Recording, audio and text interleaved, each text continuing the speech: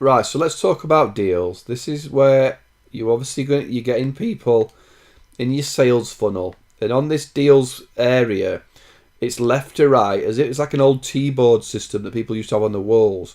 You put a little card in a T-rack saying Mrs. Smith or Mr. So and So CCTV, whatever this is, and you'd want to move them across. And the more you got across, they got to the next stage, and then the next stage. You're getting closer to putting them through your funnel. All your funnel stages change in value as you move it. But you move across, right, I've sent a quote. We're into negotiation now. And finally, they've signed off and we've won that deal. So obviously that is the basic option of what's happening in this deal section. All of your deals you want to move either to close won or close lost. You don't want deals just to be sat there forever doing nothing, do you? So even if it's, this customer, you've got to know they don't want it, we're going to drop it into close lost. Or if you know what the competition is, you say we lost it to them down the road. Or it's just a close loss. I don't know what the difference between them two is. Close loss won, close loss was. Yeah, that seems a little bit out of whack, that.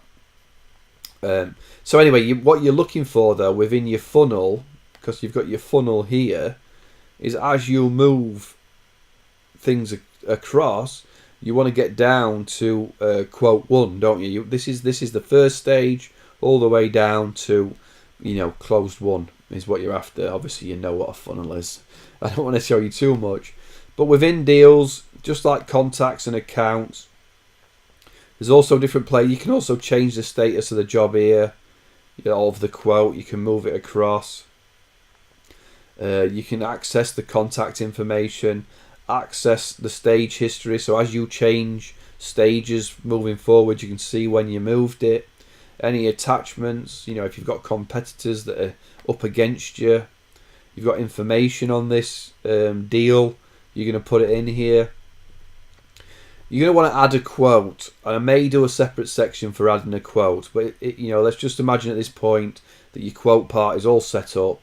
You would just click new quote and add it, and you could add from that quote, you send it off, and then you change it to proposal sent, right? Then when they've accepted, they've got the proposal, you're into a negotiating. When they finally sign off, you put a date when they signed off, closed one. You would then create a sales order, or you would convert the quote into a sales order. You could tell your inventory manager that this is, whatever the process is in your business, it would go, obviously then, once the quote's won, you'd hand it to whoever does the product delivery. You would then hand it over. Your deal is then finished, or again, depends on what you've got to do. But your part, obviously, is getting them over the line and won.